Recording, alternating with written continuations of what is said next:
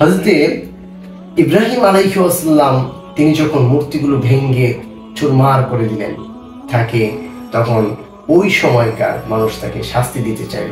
কি শাস্তি দিবে? অলুবনু লাহু, তার জন্য তৈরি করা বুনিয়ানান, একটা আগুনের খণ্ডলি তৈরি করো। ফালকুহু ফিল জাহিম, প্রত্যেকটা মানুষ সেখানে উপস্থিত থাকবে, আর সেই সময় মানুষের সামনে ইব্রাহিমকে এসে আগুনের মধ্যে নিক্ষিপ্ত করা হবে। তখন হযরত ইব্রাহিম আলাইহিস সালাম উত্তরে বললেন, ইন্নী, নিশ্চয় আমি, জাহিরুন, চললাম, ইলা রব্বি, আমার রবের দিকে চললাম, সায়াহদিন, শীঘ্রই আমার রব আমাকে পথ দেখাবে। ঈমানের স্বাদ অনুভব করা যায়, উপলব্ধি করা যায়। আসসালামু আলাইকুম।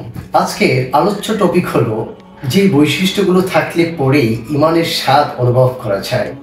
আল্লাহ রাসূল সাল্লাল্লাহু আলাইহি ওয়াসাল্লাম বলেছেন, সালাসুন, তিনটি বৈশিষ্ট্য, যার মধ্যে থাকবে মান কুন্না ফিহি, যার মধ্যে থাকবে ওয়াজাদা বিহিন্না, সে ওই বৈশিষ্ট্যগুলোর কারণে অনুভব করবে।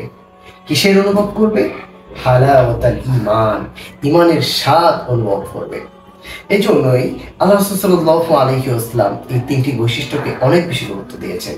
প্রথম বৈশিষ্ট্য, মান, যার কানা আল্লাহু ওয়া রাসূলুহু, আল্লাহ এবং তার রাসূল সাল্লাল্লাহু আলাইহি ওয়াসাল্লামই হবে আহাব্বা ইলাইহি, সর্বাধিক প্রিয় হবে অন্য সকল কিছু হতে, পৃথিবীর সবকিছু হতে যার কাছে আল্লাহ এবং তার রাসূল সাল্লাল্লাহু আলাইহি ওয়াসাল্লামই সর্বাধিক প্রিয় হবে।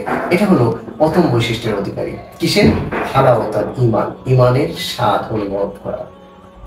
দ্বিতীয় নম্বর বৈশিষ্ট্য, ওমান আহাব্বা আবদান, যে কোনো বান্দাকে ভালোবাসবে, লা ইউহিব্বুহু ইল্লা লিল্লাহ, শুধুমাত্র আল্লাহর সন্তুষ্টির জন্যই ভালোবাসবে। এটা হচ্ছে দ্বিতীয় বৈশিষ্ট্য। এবার তৃতীয় বৈশিষ্ট্য, ওমান ইয়াকরাহু, যে অপছন্দ করে, আই ইয়াউদা ফিল কুফরি, কুফরিতে ফিরে যাওয়াকে, বাদা আন আনকাযাহুল্লাহ, কুফর হতে আল্লাহর অনুগ্রহে মুক্তি লাভের পর।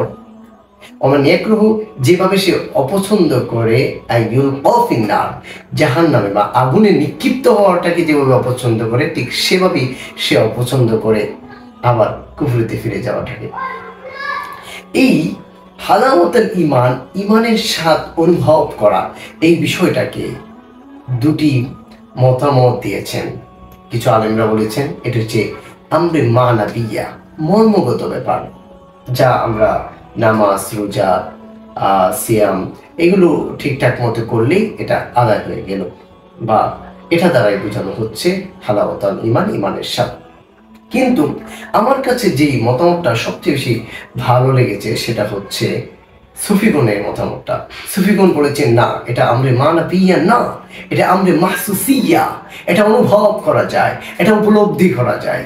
কেননা হযরত বিলালকে এতই টর্চার করা হতো, তাকে হাত পা বেঁধে রোদের মধ্যে উত্তপ্ত গরম ভালো কঙ্কারের মধ্যে শুয়ে রাখা হতো ক্ষুধার্ত অবস্থায়, তারপরও তাকে ঈমান থেকে ছড়ানো যেত না। তাকে বলা হতো হাত্তা তামুতা, যতক্ষণ পর্যন্ত না তুমি মৃত্যুতে পরিণত হবে, মরে যাবে, আও অথবা তাকফুর বি মুহাম্মদ, তুমি মুহাম্মদকে ত্যাগ না করবে, ততক্ষণ পর্যন্ত তোমার এই শাস্তি চলবে, অথবা তা'বুদুল লাত ওয়াল উজ্জা, লাত আর উজ্জা পূজা করো, তোমাকে ছেড়ে দেওয়া হবে। হযরত বিলাল একটি উত্তরই বলতেন যে আল্লাহু আহাদ, আমার আল্লাহ এক, অদ্বিতীয়, কখনোই সম্ভব নয়। এই হচ্ছে ঈমানের স্বাদ। হযরত ইব্রাহিম আলাইহিস সালাম তিনি যখন মূর্তিগুলো ভেঙে চুরমার করে দিলেন তাকে, তখন ওই সময়কার মানুষ তাকে শাস্তি দিতে চাইল। কি শাস্তি দিবে? অলুবনু লাহু, তার জন্য তৈরি করা বুনিয়ানান, একটা আগুনের খণ্ডলি তৈরি করো। ফালকুহু ফিল জাহিম, প্রত্যেকটা মানুষ সেখানে উপস্থিত থাকবে, আর সেই সময় মানুষের সামনে ইব্রাহিমকে এসে আগুনের মধ্যে নিক্ষিপ্ত করা হবে।